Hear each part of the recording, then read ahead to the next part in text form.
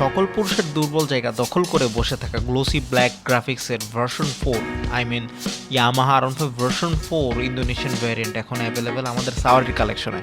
সমস্যা হচ্ছে এই স্পেসিফিক জিনিসটার চাহিদা স্পোর্টস সেগমেন্টের বাইকগুলোর মধ্যে সবসময় বেশি থাকে। বেশি বলার কারণ হচ্ছে স্টকে এই আসে এই সেল হয়ে যায়, খুব একটা স্থিরভাবে অ্যাভেলেবেল থাকে না। আবার চাহিদার জন্য ব্র্যান্ড নিউ ইউনিটে সবচেয়ে বেশি প্রাইস আপ ডাউন করে এই জিনিসেরই।